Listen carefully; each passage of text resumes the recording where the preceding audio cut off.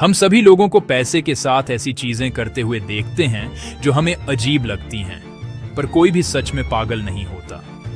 हर कोई अपने यूनिक अनुभवों और दुनिया के अपने नजरिए के हिसाब से फाइनेंशियल डिसीजंस लेता है।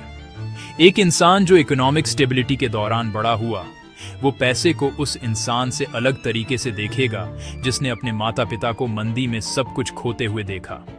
उनके विश्वास अलग अलग दुनिया में बने थे, जिससे वे अलग पर उतने ही लॉजिकल कंक्लूजन्स पर पहुंचे। जज करने के बजाय हमें यह समझना चाहिए कि उनके चुनाव उनकी अपनी रियलिटी के लिए एक रैशनल रिस्पॉन्स है। यह आइडिया इस बात को समझने की फाउंडेशन है कि हम सभी अपने पैसे के साथ इतना अलग व्यवहार क्यों करते हैं।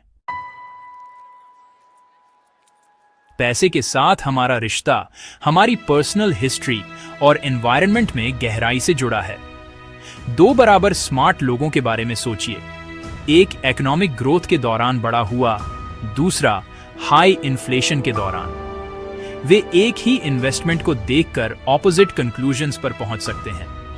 रिसर्च से पता चलता है कि लोगों की इन्वेस्ट करने की इच्छा उनके शुरुआती एडल्ट लाइफ के दौरान मार्केट कंडीशंस पर निर्भर करती है।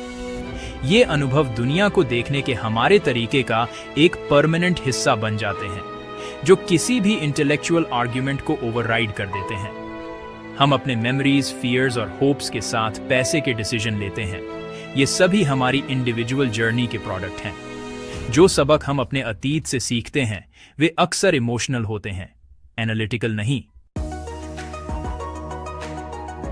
एक मिडिल क्लास बैकग्राउंड वाले इंसान के लिए लॉटरी टिकट खरीदना इलॉजिकल लगता है, लेकिन एक लो इनकम हाउस होल्ड वाले इंसान के लिए यह एक अलग जीवन की उम्मीद दिखाता है। इन दो लोगों के लिए रिस्क और रिवॉर्ड का कैलकुलेशन अलग होता है।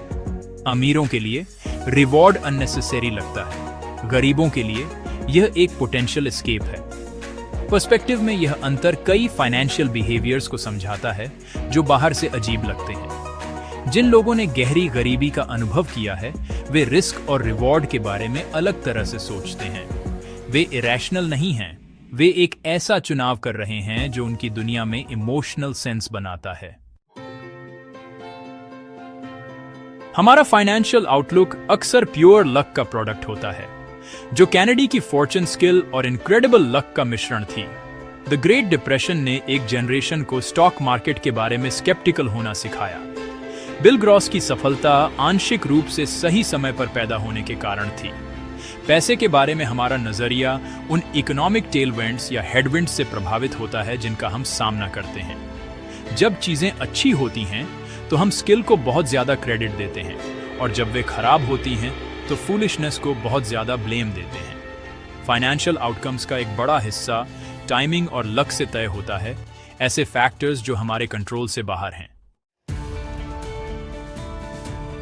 हर किसी के पास दुनिया का एक अधूरा नजरिया होता है। हम सीमित अनुभवों से चीजों के काम करने का अपना मॉडल बनाते हैं। क्योंकि हमारा नजरिया सीमित है, हमें दूसरों के फाइनेंशियल डिसीजंस को जज करने में केयरफुल रहना चाहिए। पैसे के पीछे की साइकोलॉजी को समझना यह जानना है कि डिसीजंस हमेशा स्प्रेडशीट पर नहीं लिए जाते।